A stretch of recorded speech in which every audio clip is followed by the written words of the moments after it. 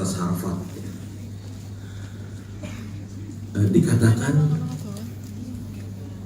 alumni Harvard itu ada 300.000 sekian. Dari 300.000 sekian itu ada 1%, 3.000 sekian itu yang mempunyai uang 30 juta dolar atau disebut ultra high net worth individual. Jadi alumni Harvard itu ada 300 ribuan yang punya uang di atas 30 juta dolar itu kira-kira 3.100 sekian. 1%. 30 juta dolar itu adalah kali 14.000 itu 420 miliar. Ya, hanya 1%.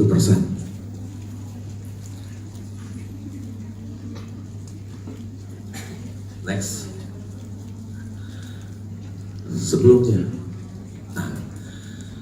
saya itu foto saya di Boston tahun 2004, 15 tahun yang lalu ketika usia saya 45 tahun, masih muda ya.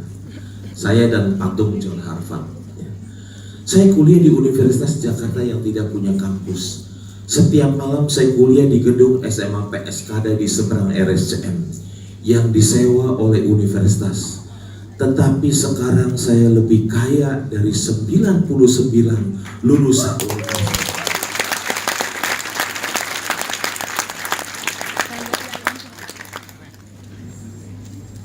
Kalau ada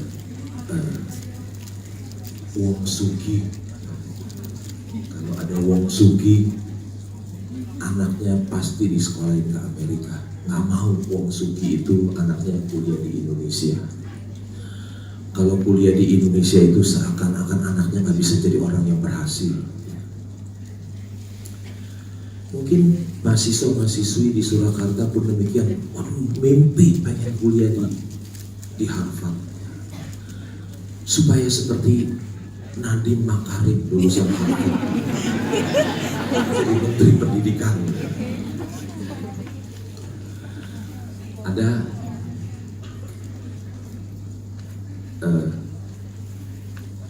orang yang menjaminkan rumahnya untuk membiayai anaknya kuliah di Amerika, menjaminkan rumahnya di bank untuk modal kerja aja bisa bangkrut, nggak bisa bayar. Apalagi untuk kuliah anak udah pasti dijual rumahnya untuk bayar utang. Satu hari ada teman saya telepon saya, "Kong, pinjam uang 50 juta. Saya bilang, "Buat apa?" "Buat beli tiket ke Amerika. Anaknya wisuda di Amerika. Dia udah jual pabriknya loh habis-habisan. Sekarang tinggal tiket aja nggak ada." Ada satu hari saya ikut RUPS, rapat umum pemegang saham perusahaan publik. Ada seorang bapak, bahasa Inggrisnya fasih sekali. Saya tanya, "Pak, bahasa Inggris Bapak bagus ya?" "Fasih." "Iya, saya dulu kuliah di Cambridge di Inggris." "Keren loh, di Cambridge." Saya bilang, "Wih, Bapak hebat loh." Saya bilang, "Alumni sekolah dari Cambridge ya." Terus Bapak itu jawab, "Iya Pak, tapi semua yang saya pelajari di Cambridge nggak ada yang kepake sampai saat ini loh Pak."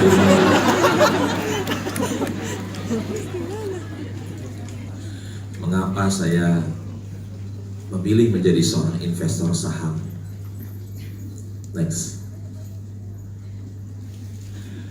Karena di pasar modal itu ada uang yang sangat besar. Ini data dari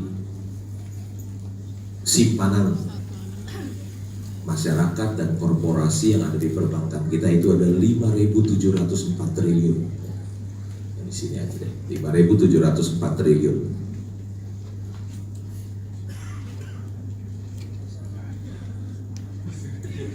Nggak bisa. Hah? Nggak mau itunya, pointernya sorot. Hah? Pointernya juga nggak ada ya. Bisa juga pointernya ya, oke. Next. Dulu saya pikir uang yang paling banyak ada di bank. Ternyata kalau kita lihat kapitalisasi Bursa Efek Indonesia ada 7.019 triliun. Jadi dia lebih besar, saham-saham yang diperdagangkan di Bursa Efek Indonesia itu lebih besar daripada dana masyarakat yang ada di perbankan kita yang nilainya 5.700 triliun tadi. Next. Nah ini saham-saham 20 besar ya. Terima kasih Pak.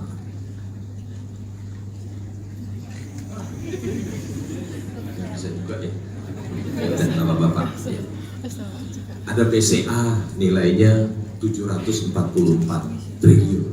Ada BRI 521 triliun, ada Telkom 441 triliun, ada Unilever 373 triliun, ada Bank Mandiri 335 triliun, ada Sampurna 313 triliun. Itu 25 besar. Ini judulnya Millennial to be Millionaire Investor. Millionaire investor itu juta, miliuner itu jutawan. Investor yang jutawan, aduh kecil. Cuma jadi investor yang jutawan. Kalau pakai nama billionaire investor masih mending. Investor yang duitnya miliaran. Ini ngomongnya bukan jutaan, triliunan.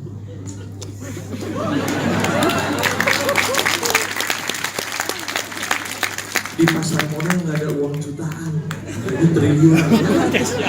BCA 744 triliun nilainya, BRI 521 triliun. Kalau ada seorang yang punya uang 1 triliun, wah itu uang sugih. Tapi begitu masuk di pasar modal, nah jadi kecil. Dia cuma bisa beli saham BRI 0,5%. 1 triliun cuma bisa kebeli saham BRI 0,5%. Udah gitu uangnya entek. Gak bisa beli yang lain. Uangnya 1 triliun terlalu kecil di bursa. Next. Nah ini kapitalisasi di Amerika, ada Apple yang nilainya 1 triliun US dollar, ada Microsoft, ada Amazon, ada Google, ada nomor 5, ada Berkshire Hathaway. Ya. Baju saya ada tulisan Berkshire Hathaway. Masuk nomor 5. Ya. Next. Ini di Apple. Next. Terus next. Ini ada orang namanya Ronald Wayne. Orang ini tidak menghargai saham. Orang yang paling tidak menghargai saham di dunia itu dia. Nggak suka sama saham, paling tidak menghargai. Padahal dia punya saham Apple 10%. Kalau dia simpan sahamnya 10%, tadi Apple nilainya 1 triliun US dollar, artinya 14.000 triliun. Bukan jutaan, ngomongnya triliunan terus. 14.000 triliun nilai saham Apple. Tadi kapitalisasi uang masyarakat yang ada di perbankan kita hanya 5.700 triliun. Jadi semua uang masyarakat yang ada di perbankan kita, uang korporasi dikumpulin beli saham Apple 50% aja nggak nyampe, nggak bisa. Di pasar modal itu tadi udah disebutin ada harta karun, ada uang yang sangat besar. Orang ini kalau sahamnya nggak dijual, uangnya punya 100 miliar dolar atau 1.400 triliun. 1.400 triliun dia si Ronald Wayne. Tapi sayang tahun 76 saham Apple dia 10% dijual seharga 800 dolar. Bukan 800 juta, 800 dolar dijual. Orangnya masih hidup. Tiap hari dia hanya hidupnya diisi dengan penyesalan. Next. Nah, tadi sudah disebutin oleh MC. Harta karun kekayaan terbesar yang ada di dunia adanya di pasar modal, bukan di bawah laut. Nilainya nyata dan transparan, sangat disayangkan bila ada orang yang tidak mengenal pasar modal. Saya bukan orang penin. Ada panin sekuritas di sini. Kebetulan, ya ada penin ya. Kebetulan ada teman dari penin sekuritas dengar saya bicara begini, dia masukin di situ. Jadi saya pikir udah sekalian jadi promosi panin. Jadi harta karun kekayaan terbesar yang ada di dunia ada di pasar modal, bukan di bawah laut. Nilainya nyata dan transparan. Sangat disayangkan bila ada orang yang tidak mengenal pasar modal. Kalau Bapak, Ibu, adik-adik mahasiswa tidak tahu tentang pasar modal, sangat disayangkan. Ada uang yang sangat besar di pasar modal. Kalau Bapak, Ibu, adik-adik mahasiswa ingin jadi orang yang kaya, pasar modal tempatnya. Kalau Bapak, Ibu, adik-adik mahasiswa ingin menjadi orang yang kaya, pasar modal tempatnya. Ada uang yang begitu besar di sana. Next. Nah, ini ada pembungkus Indomie. Tapi ada yang beda dengan Indomie di Indonesia. Ini pembungkus Indomie ada huruf Arabnya. Saya foto sendiri ketika saya berjalan ke Abu Dhabi, saya ke hypermarket, saya foto karena tertarik ada pembungkus Indomie ada huruf Arab, saya foto. Ini produknya lebih hebat dari iklannya. Iklannya seperti ini nih. Dari Sabang sampai Merauke, dari Myanmar sampai Pulau Rote,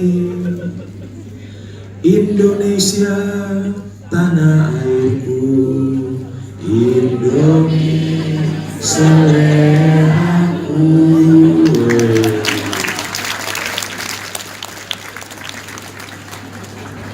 Saya nggak dibayar sama Indomie, tapi saya promosi di Indomie.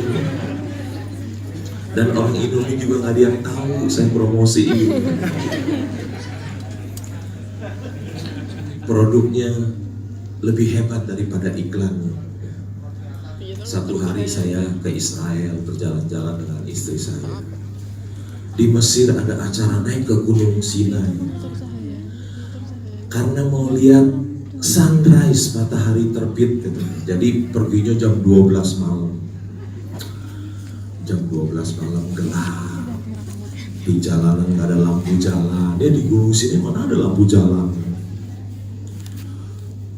Dingin. Udah gitu mesti naik onta katanya 2 jam.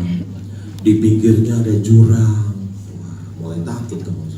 Gimana kalau kita naik onta, ontanya ngantuk, terperosok ke jurang.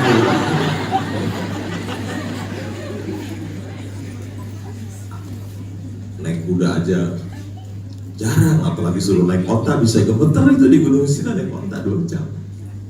Udah saya putusin, saya nggak pergi deh. Jadi ada peserta tur 50% pergi naik ke Gunung Sinai, 50%-nya bobo. Saya termasuk yang bobo. Tapi istri saya tetap mau ikut. Ya udah, dia ikut dengan rombongan ke Gunung Sinai. Memang istri saya suka berpetualang ya. Dia naik dengan teman-teman. Dia naik unta, terus dia naik sampai ke atas Gunung Sinai.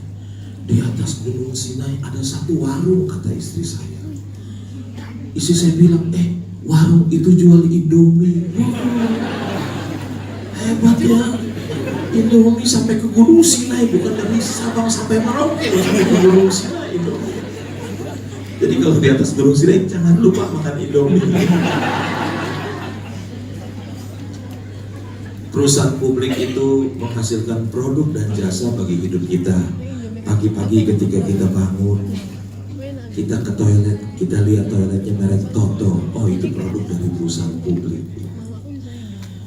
Habis dari toilet kita minum karena sudah 6 sampai 8 jam kita tidur. Kalau tidak minum nanti dehidrasi. Kita minum apa? Aqua, itu juga produk dari perusahaan publik yang sekarang sudah going private. Ada juga namanya Le Mineral, itu juga produk dari Mayora, produk dari perusahaan publik. Iklannya di Metro TV ada, tahu nggak iklannya Le Mineral? Ada anak kecil yang ngomong, anak kecilnya ngomong ini, ada manis-manisnya ya. Lah kok air mineral ada manis-manis? Untuk yang ngomong anak kecil. Habis kita minum, kita lihat smartphone kita, mungkin kita pakai Indosat, itu perusahaan publik. Mungkin kita pakai XL, itu juga perusahaan publik. Kita pakai Friend, itu juga perusahaan publik. Saya nggak tahu Friend ada nggak di Solo itu? Hah? Ada ya? Saya kira di Jakarta aja Friend. Itu milik grup Sinarmas. Habis kita lihat HP kita mandi. Kita mandi pakai sabun para artis, sabun Lux. Kita sikat gigi pakai Pepsodent, kita cuci baju pakai Rinso. Itu produk dari Unilever. Hampir semua keluarga di Indonesia pernah pakai produk Unilever.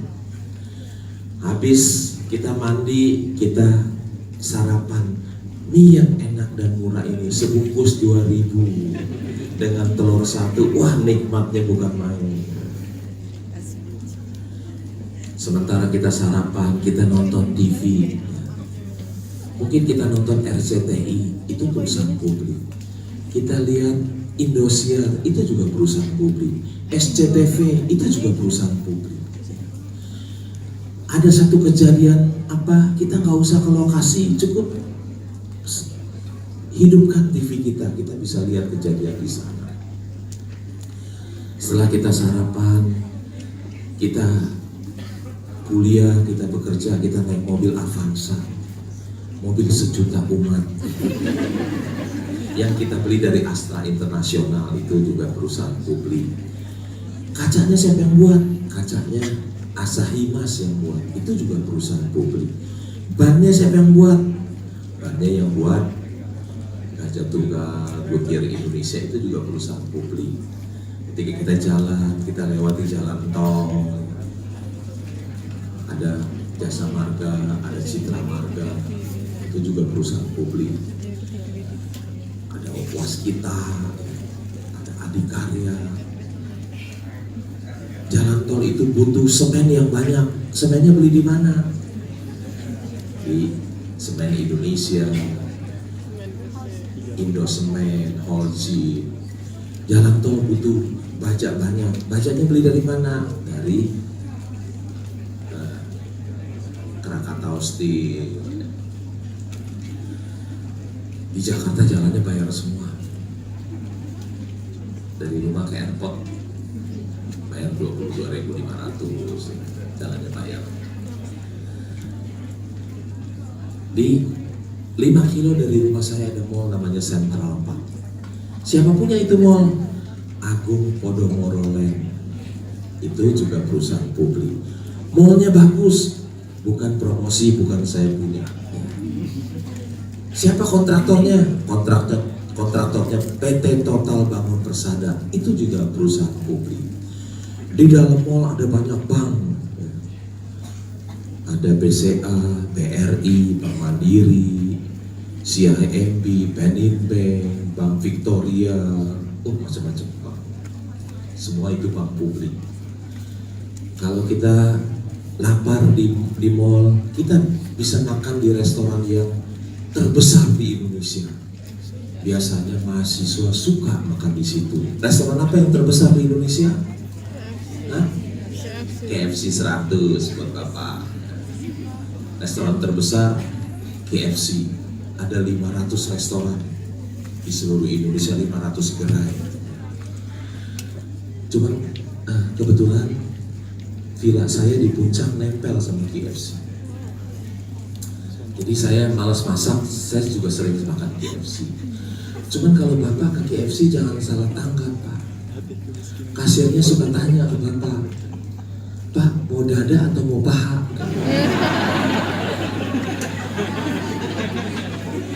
Terus dia tanya lagi, Pak mau di sini atau dibawa pulang? Udah makan di sini. Terus dia tanya lagi, Pak mau yang original apa mau yang hot? Maksudnya yang pedas gitu ya.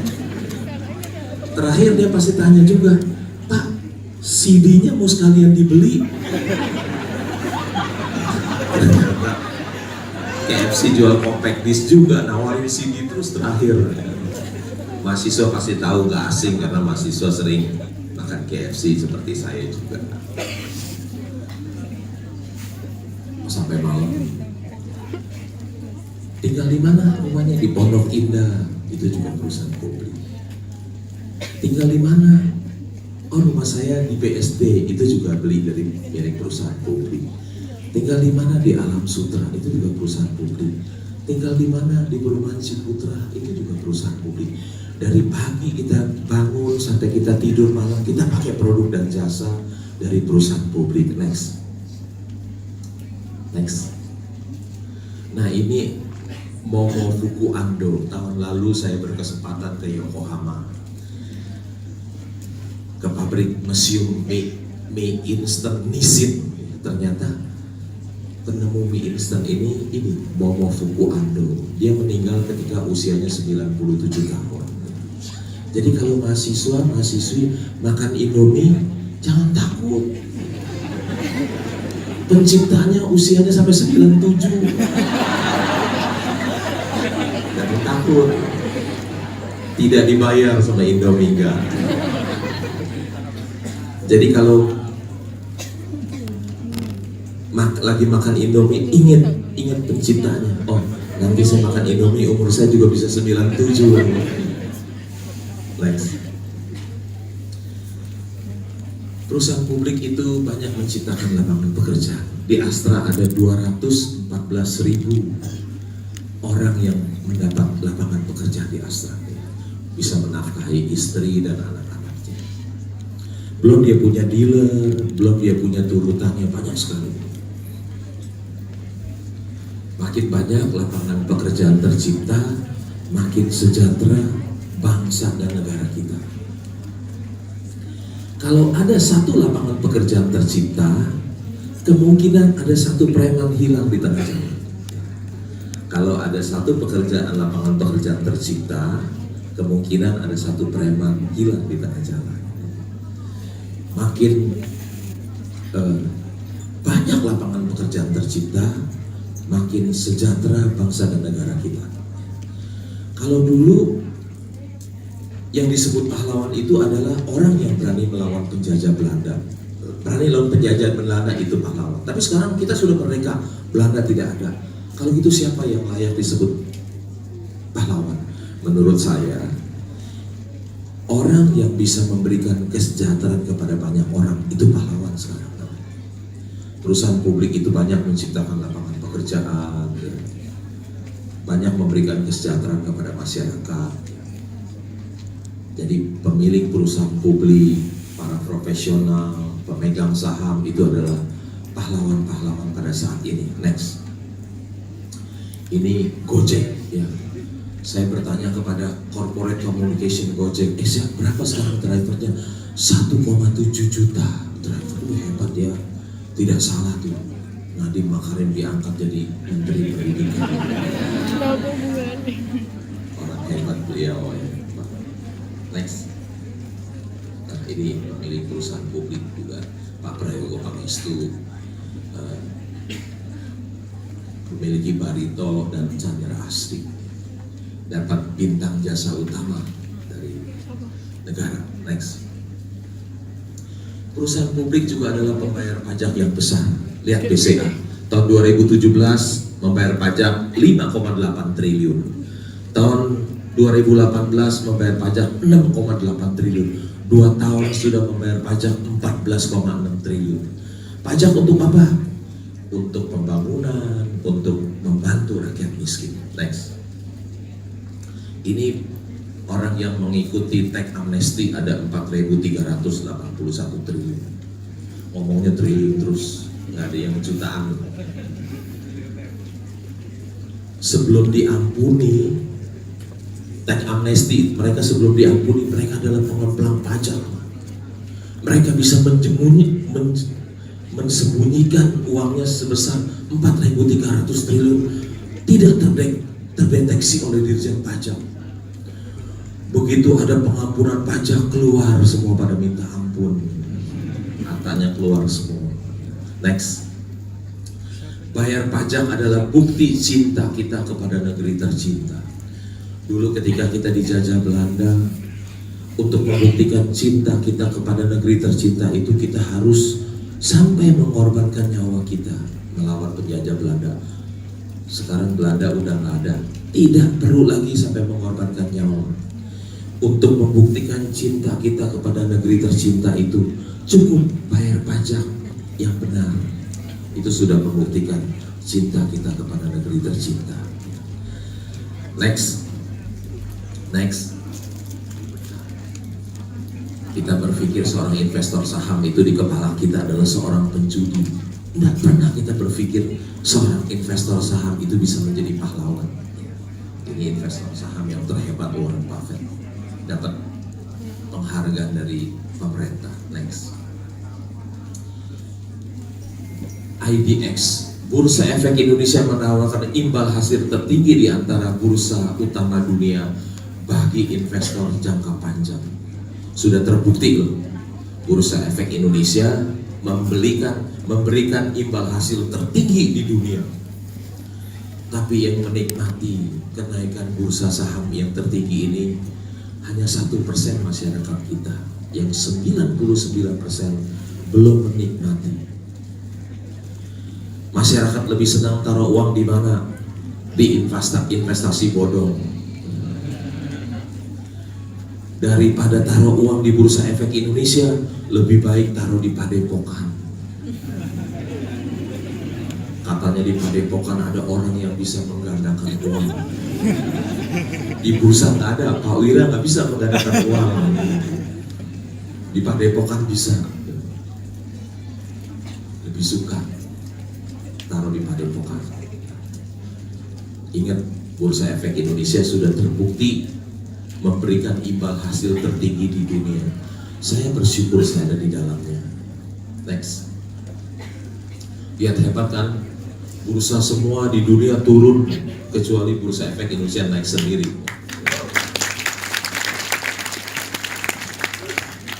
Next. Lihat tuh, kinerja bursa dunia 10 tahun terakhir, Indonesia, Bursa Efek Indonesia ada paling atas, paling tinggi. Imbal hasilnya 379%. Next. Saya bekerja di bank 17 tahun, tapi saya tidak taruh uang di bank. Taruh uang di bank hanya sekedar saja untuk kebutuhan sehari-hari. Karena kenapa saya tidak taruh uang di bank? Karena bunganya kecil, barang-barang semua naik banyak, inflasi, uang kita makin hari makin kecil kalau kita taruh di bank. Orang yang taruh uang di bank membuat dirinya miskin secara pelan-pelan. Orang yang taruh uang di bank membuat dirinya miskin secara pelan-pelan. Karena uangnya tambah kecil, digerogoti inflasi. Next. Saya juga tidak membeli obligasi karena bunganya hanya sedikit di atas bunga bank, tapi dikunci uangnya beberapa tahun, nggak bisa diapa-apain. Next. Saya juga tidak membeli emas karena emas tidak produktif. Kita beli emas 1 kilo, kita simpan 10 tahun tetap sekilo. Biasa yang membeli emas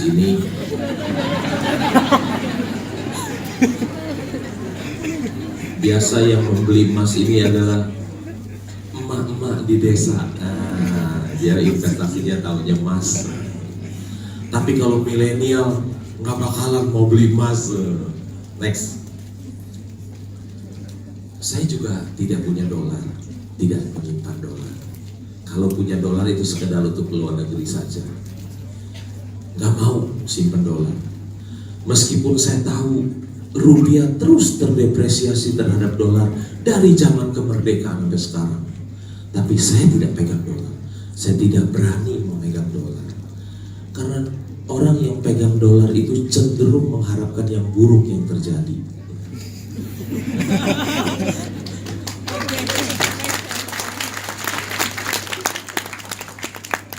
Dia mengharapkan kalau bisa rusuh terus nih. Kalau rusuh, rupiah melemah, dolar menguat, dia untung. Kenapa The Fed turunin suku bunga? Kalau bisa naikin terus, kalau krisis ekonomi lagi, rupiah melemah, dolar menguat, dia untung. Orang yang pegang dolar itu selalu mengharapkan yang buruk yang terjadi. Beda dengan orang yang pegang saham, dia selalu mengharapkan yang baik yang terjadi.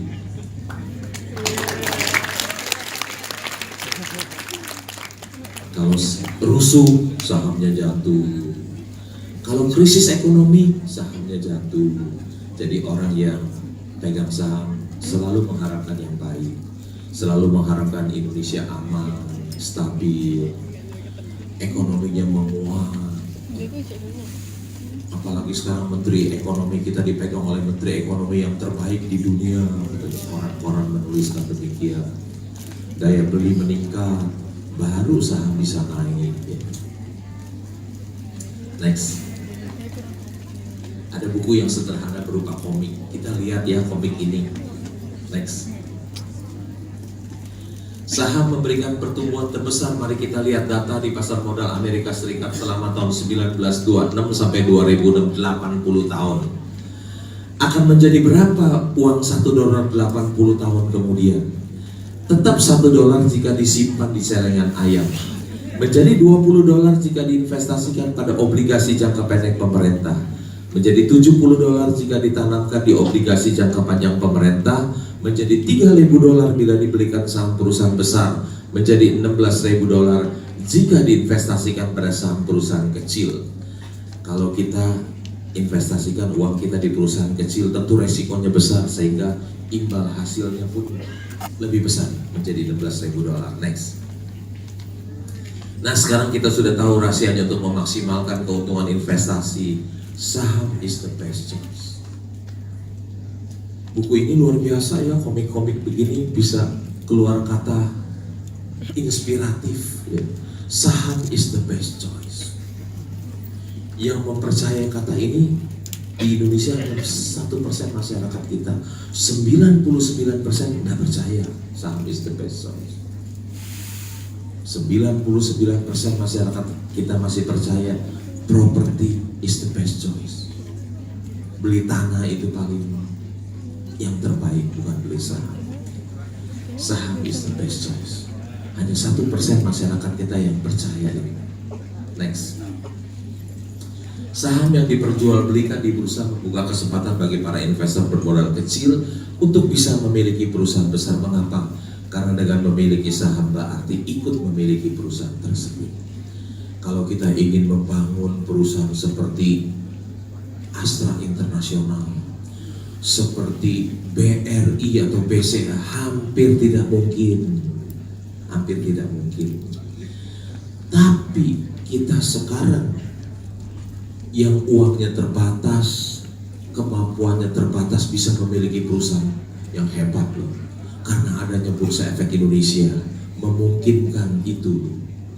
Kita masyarakat yang uangnya terbatas, kemampuan terbatas bisa memiliki perusahaan yang hebat karena adanya Bursa Efek Indonesia.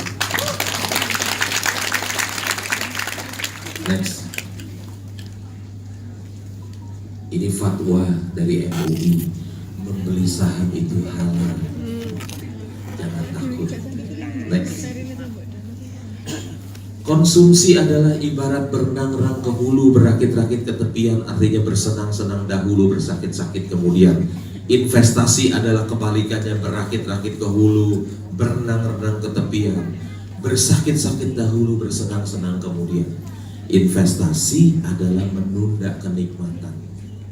Investasi adalah menunda kenikmatan. Next.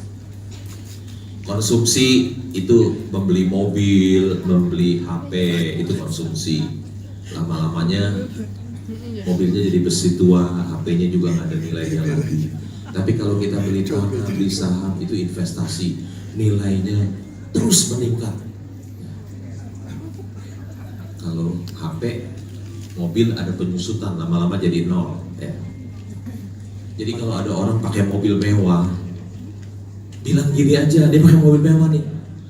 Paling juga mobil kamu yang mewah itu nanti 20 tahun lagi jadi rongsokan besi tua. Habis duitnya. Dia beli Mercy 2 miliar jadi nol nanti. Next. Ada 2 orang kaya. Orang Jawa bilang, iki wong sugi. Wong sugi. Bukannya kaya, kata orang Solo bilang, wah ya, artinya kaya sekali. Dia bilang, orang yang wong sugi iki loh, tidak pakai jam tangan Rolex, tidak pakai berlian yang ibu-ibu sangat suka pakai berlian. Kalau ibu-ibu pakai berlian terasa lebih cantik, tambah pede. Karena tujuannya adalah the goal is to be rich, not to look rich. Karena tujuannya adalah menjadi kaya, bukan kelihatan kaya.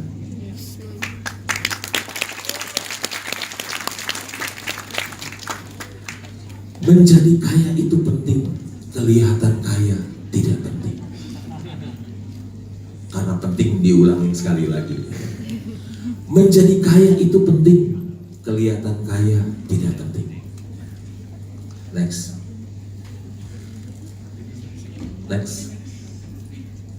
Ini ada Mike Tyson, dulu dia gembel. Jadi juara dunia tinju. Selama karirnya dapat $400 juta, kali 14.000 nilainya 5,6 triliun. Karena hidupnya foya-foya, konsumtif, habis lo uang 5,6 triliun. Jangan kira kaya boleh konsumtif ya, hati-hati. Ini contoh nyata Mike Tyson. Punya uang 5,6 triliun, balik jadi gembel. Kata yang bikin karikatur, yang bikin karikatur bukan saya. Saya cuma gunting dari koran aja. Next.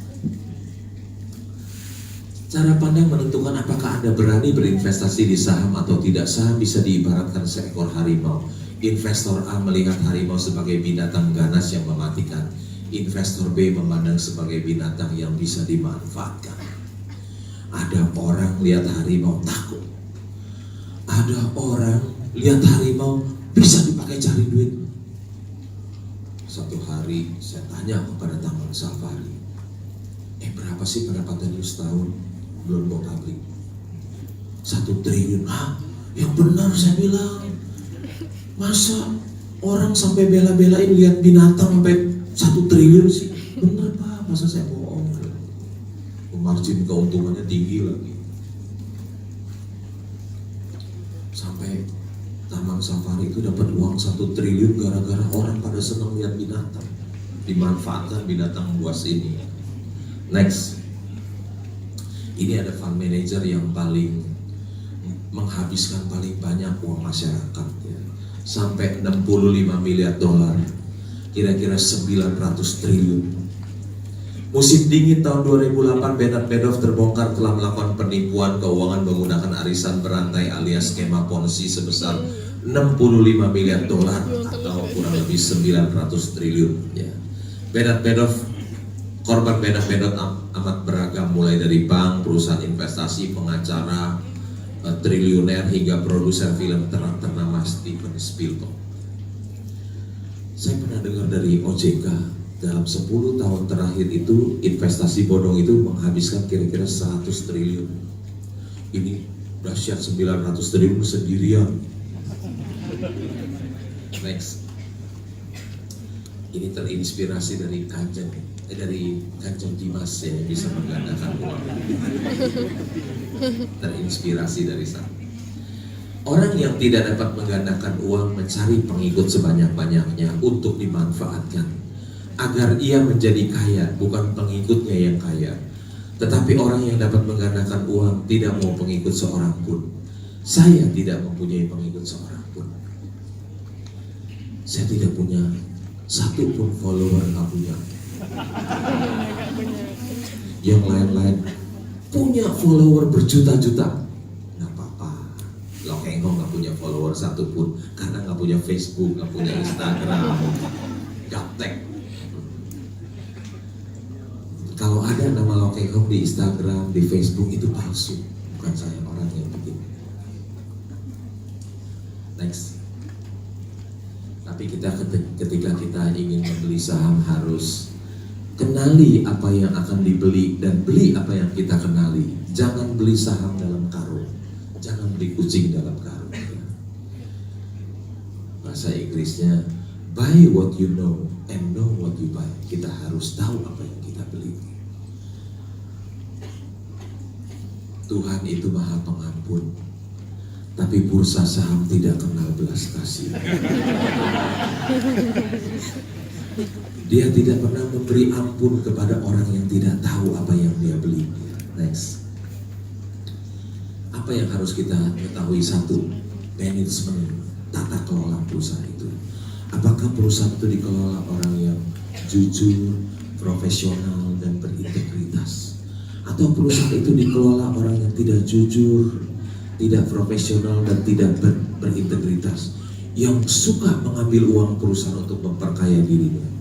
Sebagai seorang pemegang saham, sangat mengerikan kalau orang yang mengelola perusahaan itu tidak jujur, tidak profesional, dan tidak berintegritas. Jangan pernah beli. Ya, peringatan dari saya, kalau perusahaan itu dikelola oleh yang tidak jujur, tidak profesional, tidak berintegritas, jangan beli. Ya. Next. Emiten yang ber-GCG untungkan investor, yang good corporate governance, punya tata kelola yang baik. Perusahaan apa aja sih yang punya tata kelola yang baik? Grup Astra itu perusahaannya tata kelola baik. Perusahaan-perusahaan asing biasanya tata kelolanya baik. Seperti Charun Pokpan, Unilever, Inco, ya. BUMN juga tata kelola baik, ya. BRI, Bank Mandiri, PT Timah, Aneka Tambang, Bukit Asam, BUMN juga punya tata kelola yang baik. Banyak perusahaan yang tata kelola. Hati-hati ya, jangan beli perusahaan yang tata kelolanya buruk, nanti duitnya habis. Next. Belilah perusahaan-perusahaan yang usahanya bagus. Ini contoh perusahaan yang usahanya jelek. Garuda Indonesia. Dari luar semuanya bagus. Barusan tadi juga terbang dengan Garuda. Penumpangnya penuh yang ke Solo. Penuh. Satu pesawat penuh semua. Tiketnya juga paling mahal. Lihat dari luar perusahaan ini hebat loh. Tapi ketika kita lihat dari laporan keuangannya baru tahu berdarah-darah. Tahun 2014 rugi 368 juta dolar. Kalau kali 14.000 berapa itu? 5 triliun. Tahun 2015 untung 77 juta karena bahan bakar turun. Next. Tahun 2016 untung lagi 9 juta. Untungnya sedikit 9 juta. 2017 rugi lagi 213 juta dolar. 3 triliun lagi rugi. Next, 2018 ya. Pertama dicatat untung 5 juta. Kemudian ribut-ribut dikoreksi. Next. Ternyata rugi lagi. Next. Nah ini. Ternyata 2018 rugi lagi 175 juta dolar. Next. Terus next. Ini contoh, belilah perusahaan yang untungnya besar. Contohnya untungnya besar ini nih, Unilever Indonesia. Kita lihat jumlah ekuitasnya 7,5 triliun, modalnya 7,5 triliun. Next. Labanya 9 triliun, artinya return on equity-nya 120%. Siapa bapak-bapak yang berusaha di sini yang bisa bikin ROE 120%? Itu hampir tidak mungkin, hanya perusahaan yang super sakti seperti Unilever yang mampu bikin ROE 120%. Next. Dalam kurun waktu 35 tahun kinerja saham Unilever Indonesia terus melesat. Jika seorang investor membeli 1000 lembar saham pada saat IPO seharga 3175 per lembar, saat ini nilai investasinya bernilai hampir 5 miliar. Kalau Bapak Ibu beli saham Unilever waktu IPO 3175 kali 1000 lembar kan 3 juta. 3 juta bobo aja terus bobo. Begitu bangun uangnya jadi 5 miliar. Kerja keras nggak? Enggak, nggak usah kerja. Kerjanya apa? Bobo. Bangun-bangun uangnya 3 juta jadi 5 miliar. Kalau belinya 3 juta, kalau Bapak belinya 300 juta jadi berapa Pak? Kalau beli 3 juta jadi 5 miliar. Kalau beli 300 juta, uang Bapak jadi 500 miliar no. Bukan cerita hayalan, kisah nyata ini. Kalau Bapak beli saham Unilever 300 juta, terus Bapak bobo, bangun-bangun jadi 500 miliar saham nilai uang Bapak ya. Nggak usah kerja keras loh, cuma bobo aja, nikmat kan jadi seorang investor saham. Kalau Bapak nggak bobo, sahamnya kepancing jualan, hilang, saham hebat yang dari tangan Bapak hilang, dikejual. Next, kalau kita memiliki perusahaan yang untung besar, kita sama seperti memiliki mesin pencetak uang. Enak ya? Kalau Bapak punya cetak uang di rumah, Bapak ditangkap, masuk penjara. Tapi kalau kita memiliki perusahaan yang untung besar, sama aja kita memiliki mesin pencetak uang. Next. Belilah perusahaan yang bertumbuh, udah untungnya besar, tiap tahun tambah besar. Ini contohnya BRI ya. Labanya dari 11 triliun meningkat jadi 15 triliun, jadi 18 triliun, meningkat lagi 21 triliun, 24 triliun, 25 triliun. Tahun 2019 kira-kira 32 sampai 33 triliun labanya BRI. Padahal 2019 belum selesai. Investor saham udah bisa ngitung kira-kira nanti 2019 labanya antara 32 sampai 33 triliun. Jadi kayak Mama Loren aja ya menghitung itu masa depan, laba masa depan, future earning namanya. Next. Belilah perusahaan-perusahaan yang valuasinya murah. Ini contoh Pen Invest ya. Harga sahamnya 1.100 sekian.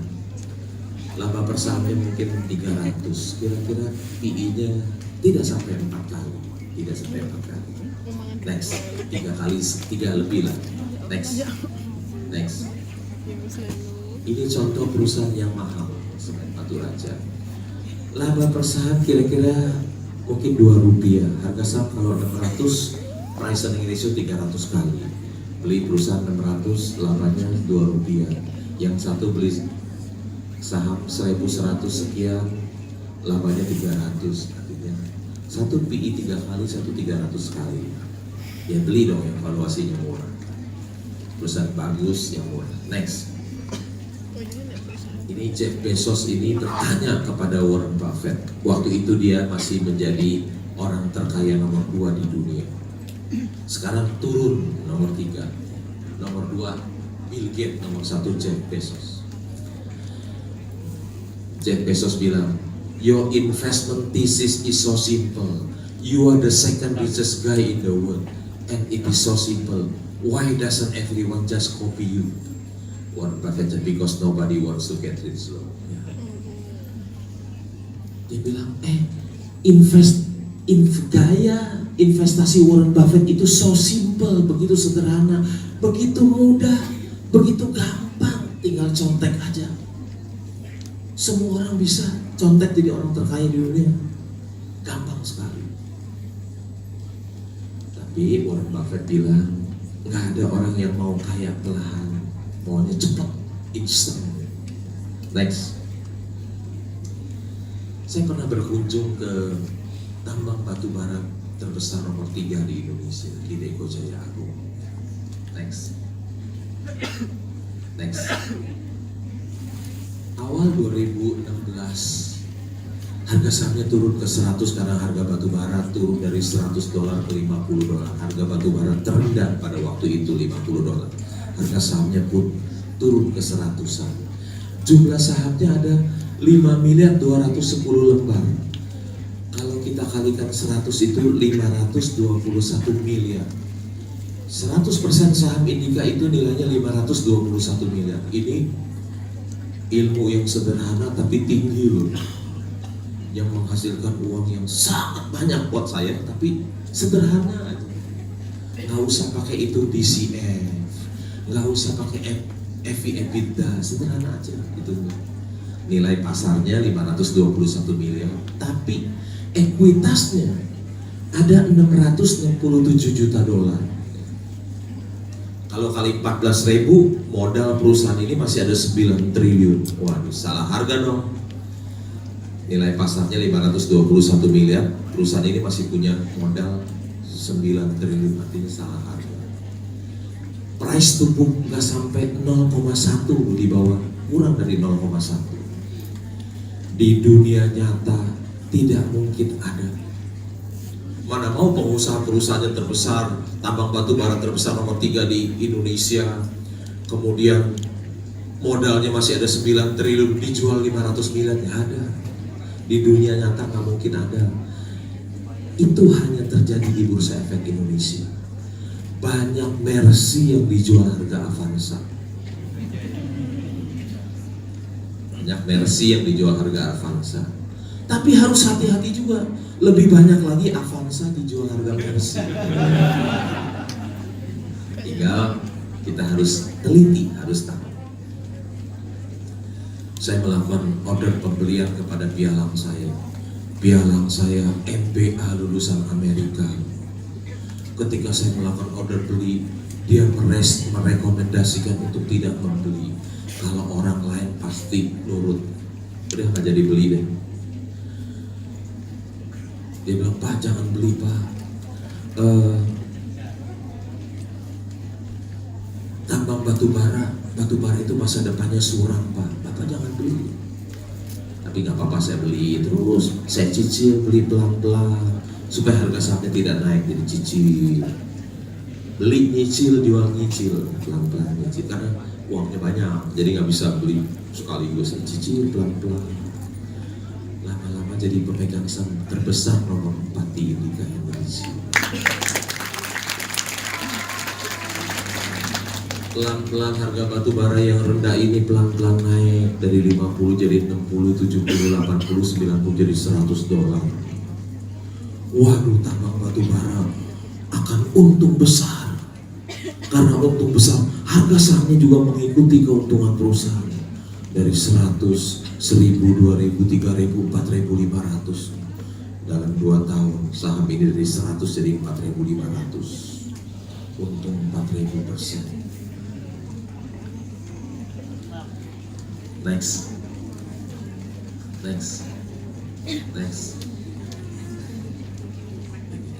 Invest in bad time and sell in good time and you will get rich. Ini investment wisdom. Satu kalimat ini bisa bikin kita kaya. Ketika bad time, semuanya buruk, semuanya murah, kita beli, kita simpan, kita tunggu sampai good time. Ketika harganya mahal, kita jual, kita jadi kaya. Ini pelajaran menjadi kaya. Menjadi kaya itu adalah idaman hampir semua manusia. Tapi sayang, pelajaran menjadi kaya tidak diajarkan di sekolah. Ketika kita sekolah dari SD kelas 1 sampai tamat perguruan tinggi, tidak ada mata pelajaran menjadi kaya. Kita diajarkan dengan matematika yang rumit-rumit. Kita belajar integral, diferensial. Semoga nanti Pak Nadiem Makarim rombak semuanya. belajar sinus, kosinus, tangan kotangan, sekant kosinus. Setelah tamat SMA 40 tahun, sampai sekarang itu pelajaran tidak pernah saya pakai. Padahal menjadi kaya itu idaman dari kita semua, tidak pernah diajarkan di sekolah. Hari ini ada pelajaran menjadi kaya. Invest in beta and sharing, you will get it. Kamu akan jadi kaya.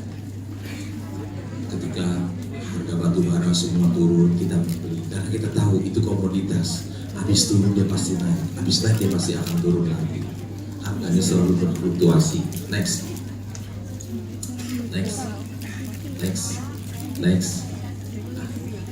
Awal 2017 saya membeli saham Indakiat di harga 1.000. Sekarang naik ke 20.000 karena dia komoditas, udah turun lagi ke 7.000 ya. Saham Indakiat telah memperkaya saya, teman-teman saya yang mengikuti saya, dan investor saham yang memiliki. Satu hari ada seorang teman saya dari SD, dia di bawah 60. Sudah cuci darah 12 tahun. Capek sekali, 12 tahun cuci darah. Ada diabetes, kakinya juga udah dibuntungin. Bisa telepon saya. Saya punya uang 500 juta nih, sisa uang 500 juta, boleh beli saham apa? Saya bilang, dia aja Indakiat. Main dia. Dia bilang, saya tanya, uang kamu jadi berapa sekarang? Jadi 7 miliar. Puji syukur.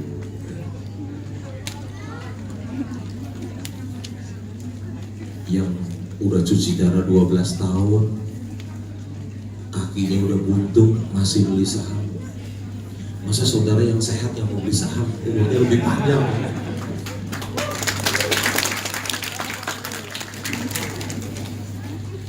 Ada seorang pendeta malam-malam datang ke rumah saya nggak kenal, tapi diajak sama teman saya datang ke rumah.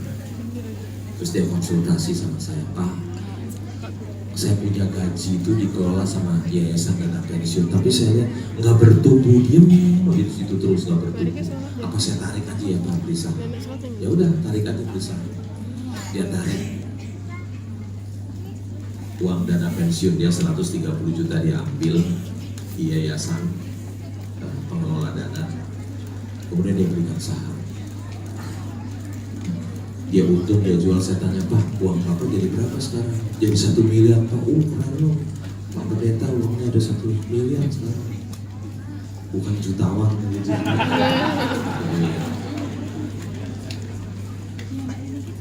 Tapi saya, Pak Pendeta ketika punya uang 1 miliar, dia tulis surat mengundurkan diri dari gereja.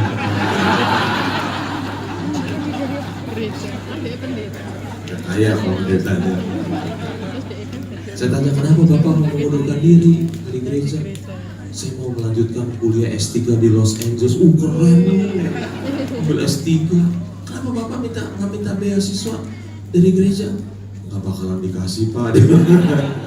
Sekolah keren-keren di Los Angeles yang bakalan nggak dikasih. Next. Wah, ini ada buku ini, ada koruptor bilang, wah, uang korupsi gua kalah banyak. Uang korupsi gua kalah banyak sama investor. Pasti. Korupsi sekarang kalau kita baca koran, OTT kecil-kecil, ratusan juta doang. Jangan mau ya jadi koruptor, hasilnya dikit. Mendingan jadi investor ya.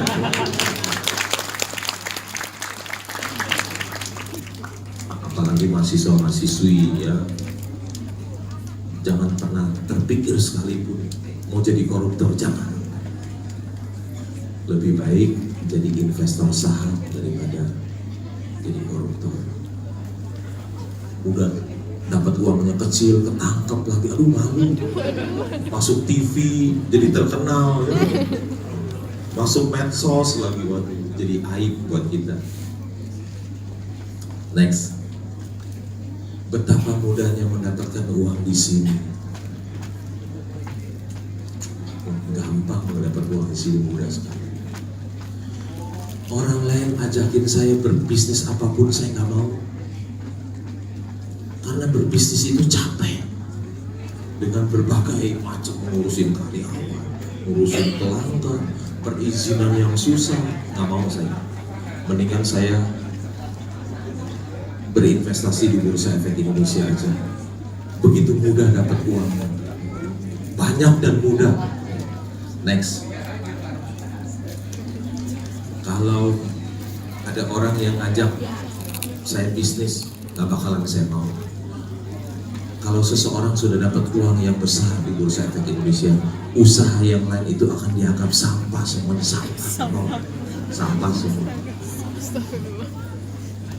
Kalau ada yang ngajakin saya, nggak mau, sampah itu. Pernah mengunjungi tambang batu bara terbesar di Indonesia. Next, ayo next. Nah, itu tambang batu bara terbesar. Next, ke sana harus naik pesawat kecil langsung mendarat di airport milik tambang itu ya. Next, ada 1001 macam strategi investasi, tapi yang terbaik adalah ini ya. Rip Van Winkle Investing, disebut juga buy and hold. Rip Van Winkle adalah tokoh dalam novel karya Washington Irving 1819. Ia suka tidur, suatu hari ia tidur di bawah sebuah pohon dan baru bangun 20 tahun kemudian. Setelah mendusin, ia menyadari bahwa segala sesuatu telah berubah.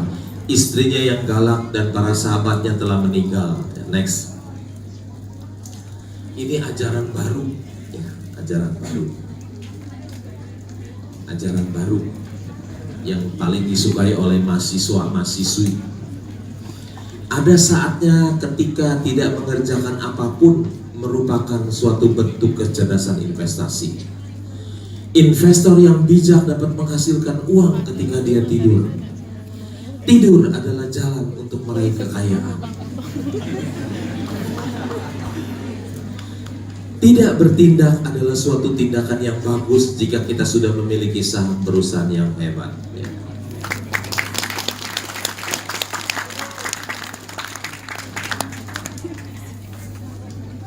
Pak Jokowi dari Solo, presiden kita dari Solo. Dia selalu punya semboyan, kerja, bagus, supaya semua masyarakat kita kerja, jangan malas. Tapi kalau seorang sudah memiliki saham perusahaan yang hebat, nggak boleh kerja, harus apa? Tidur. Itu yang terbaik. Bangun sugi. Bangun sugi. Kalau melek nggak jadi sugi karena terpancing jualan. Waduh, untungnya wis akeh nih jualannya. Nggak jadi sugi. Kalau tidur baru sugi. Kalau syaratnya perusahaan hebat, bukan perusahaan abal-abal bohongan ya. Next. Ini namanya do nothing investing. Warren Buffett dan partnernya Charlie Munger mempraktekkan do nothing investing. Mereka tidak melakukan apapun hingga sebuah kesempatan besar muncul. Jadi mereka nggak mengerjakan apa-apa. Do nothing investing, investasi tanpa melakukan apa-apa yang dilakukan oleh Warren Buffett dan Charlie Munger. Next, strategi Warren Buffett yang ketujuh adalah 7 tuh. 7 ya, 7. Tidur itu kaya. Warren Buffett tidur aja, beli saham terus tidur. Next, Rudy Hartono, masih ingat Rudy Hartono, maestro bulu tangkis Indonesia yang menjuarai All England 8 kali. Apa rahasia kesuksesan Rudy selain berteknik tinggi dan bermental juara? Rudy selalu siap bertanding dalam waktu yang panjang. Next, investor saham bisa disamakan dengan atlet, tidak sekedar punya teknik skill yang bagus dalam memilih saham, tapi juga stamina atau staying power investasi. Next, nah di dalam analisis saham ada 2 pendekatan, satu fundamental dan satu technical. Ada seorang yang melakukan riset doktor dan dia nggak tahu cara hitungnya gimana. Dia bilang sama saya begini, orang yang pakai analisis fundamental hanya 15%, yang technical 85%. Ya. Yang melakukan pendekatan technical itu 85%, fundamental 15%. Analisis fundamental memperhatikan kondisi kandang dan kesehatan sapinya. Sapi adalah analogi untuk perusahaan dan kondisi kandang adalah kondisi pasar modal. Analisis teknikal hanya memperhatikan pergerakan ekor sapi. Ekor adalah analogi untuk harga saham. Baginya kondisi kandang dan sapinya tidak penting. Bahkan mungkin ia tidak peduli apakah sapinya sakit atau lagi bete. Yang penting ekornya masih bergerak naik turun. Next. Ada satu buku karangan Benjamin Graham, ini gurunya Warren Buffett ya. Judulnya Intelligent Investor. Ketika Warren Buffett umur 19 tahun, dia sudah baca ini, tahun 1949. Ketika dia membaca buku ini, dia merasa orang ini penulis buku ini hebat, sehingga dia cari Benjamin Graham itu di mana. Oh, ternyata dosen di Columbia University. Dia langsung terbang ke Columbia University di New York, dia kuliah di sana. Padahal sebelahnya ada tempat kuliah yang bagus namanya Nebraska University di Omaha, di rumahnya. Dia belajar dengan Benjamin Graham. Ketika dia tamat kuliah, dia ingin terus belajar sama gurunya karena dia merasa gurunya ilmunya masih belum habis, masih banyak. Jadi dia melamar ke Warren Buffett, ke Benjamin Graham sebagai analis. Tidak diterima, dia bilang, saya kerja sama bapak, nggak usah digaji deh. Next. Dalam buku itu ada kata-kata Benjamin Graham mengenai pendekatan ya teknikal. Ya. Dia bilang, we do not hesitate to declare that this approach is as fallacious as is popular. Fallacious saya nggak tahu artinya apa. Setelah saya buka kamus Hasan Sadili Inggris Indonesia, artinya fallacious tidak benar, keliru dan menyesatkan. Next terus. Warren Buffett juga mengatakan, menurut Warren Buffett, analisis yang hanya didasarkan pada grafik, volume, dan pergerakan harga tidak berarti apa-apa kecuali omong kosong, tidak bermakna. Next. Tidak perlu analisis teknikal, ini strategi Warren Buffett yang ke-25. Tidak perlu analisa teknikal. Next. Ini saya disuruh membuka perdagangan saham yang 7.000 triliun. Terus next.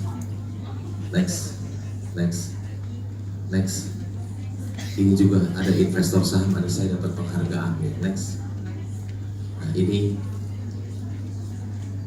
penulis buku ini mengatakan saya di rumah melakukan 3 hal, RTI, reading, thinking, and investing.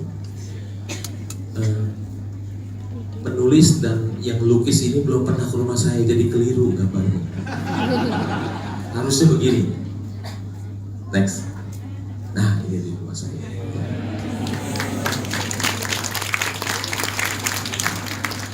Setiap pagi jam 6 saya ambil koran 4 di depan rumah saya.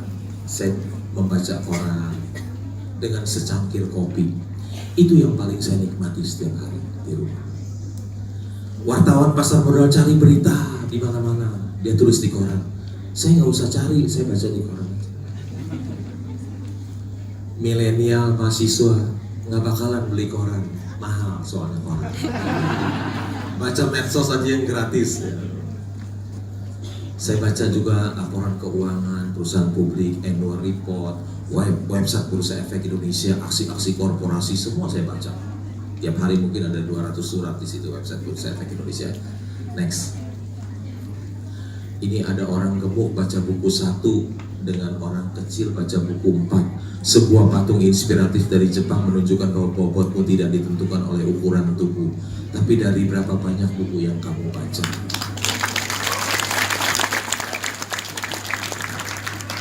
Orang yang banyak membaca, dia jadi banyak tahu. Orang yang banyak tahu, dia dekat dengan kepintaran. Orang yang dekat dengan kepintaran, dekat dengan kekayaan. Membaca, di dalam berita ada banyak peluang. Membaca adalah sumber inspirasi. Ada pepatah bahasa Indonesia mengatakan, membaca adalah jendela dunia. Dalam bahasa Mandarin juga ada bunyinya Suli Si Yu Huang Jing U. Siapa yang tahu? Suli artinya di dalam buku, Huang Jing artinya emas, U dari Uzi artinya rumah. Di dalam buku ada rumah emas. Next. Strategi Warren Buffett ke-85. You have to read a zillion corporate annual report and their financial statement.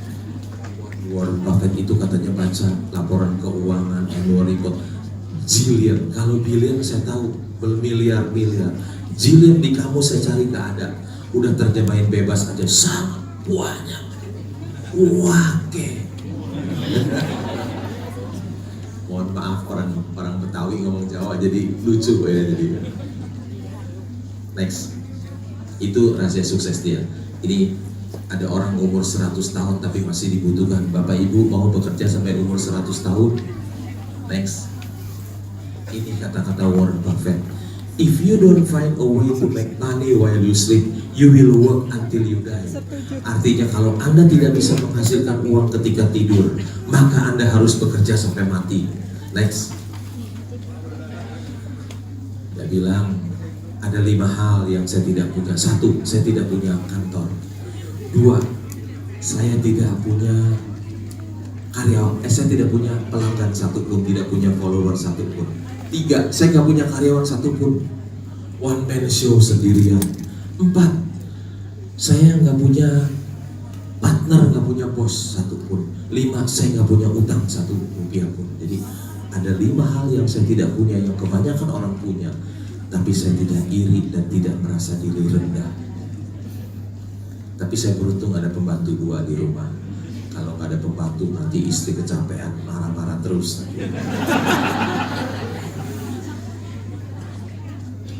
Orang tidak punya bisa menjadi seorang triliuner tanpa tempat usaha, tanpa pelanggan, tanpa karyawan, tanpa bos, tanpa partner, tanpa hutang. Waduh, berkat Tuhan itu begitu ajaib dalam hidup saya.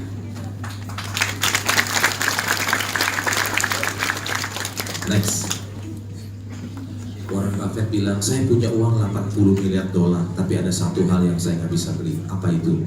Waktu. Di dunia ini ada 4 macam orang. Orang pertama punya banyak waktu tapi tidak punya uang. Siapa dia? Pengangguran. Hidupnya jadi benalu buat orang lain. Yang kedua adalah orang yang banyak uang tapi tidak punya waktu. Siapa dia? Pengusaha dan para eksekutif.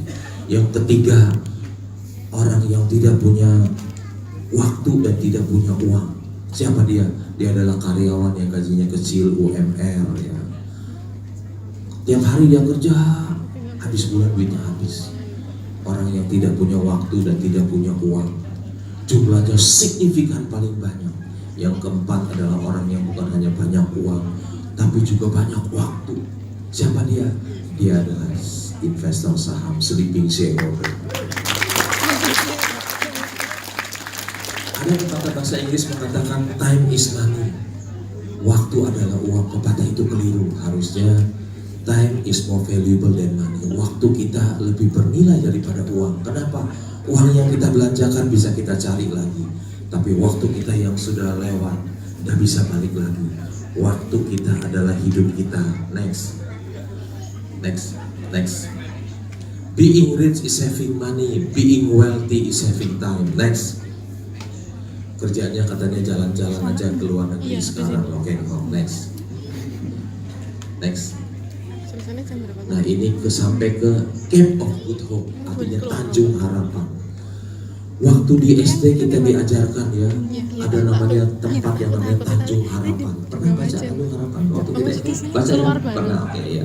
Waktu itu Mbak Em mau keluar dulu. Oh iya.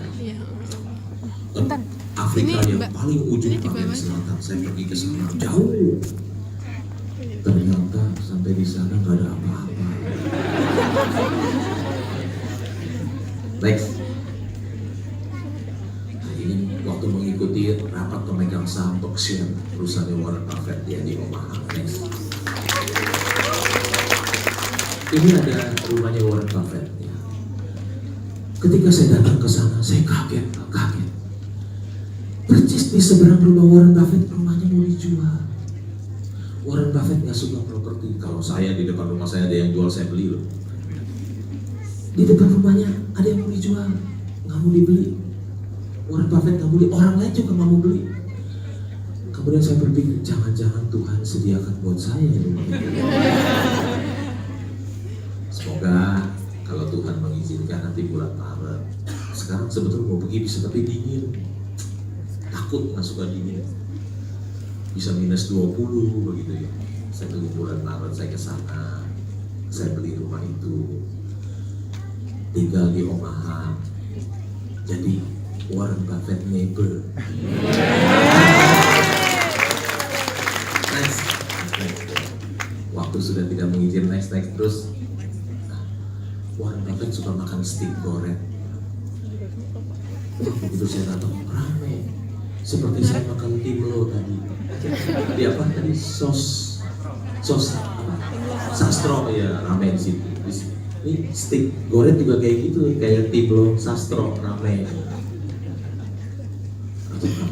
Saya tahu Warren Buffett dari buku saya baca, Warren Buffett kalau makan di situ suka di private room yang sendiri. Saya datang ketemu manajernya. Saya bilang, Warren Buffett biasa duduk di mana? Di situ, di private room. Oh iya, ada orang nggak di sana kosong, kamu duduk di sana? Mau? Ya boleh kamu duduk sana aja deh. Saya duduk di situ, biasa tempat Warren Buffett duduk makan steak. Cuman, waduh, ukuran orang boleh lihat steaknya banyak banget. Baru makan setengah, udah kenyang sekali. Next, dikit lagi ya, udah mau habis. Next, ini istrinya John McCain. John McCain itu adalah calon presiden Amerika yang kalah dengan Obama. Satu hari istrinya datang ke Jakarta. Investor saham diundang makan. Satu kehormatan ya. Masa istrinya calon presiden Amerika datang ke Indonesia, investor saham diundang makan. Next.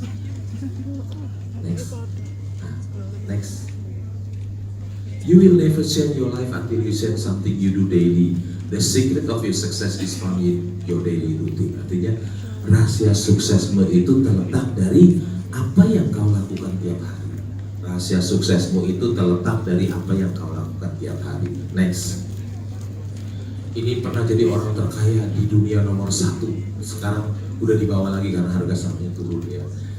Kalau Steve, dia pernah mengatakan, anyone who is not investing now is missing a tremendous opportunity. Siapapun yang tidak melakukan investasi sekarang, dia kehilangan kesempatan yang luar biasa. Next.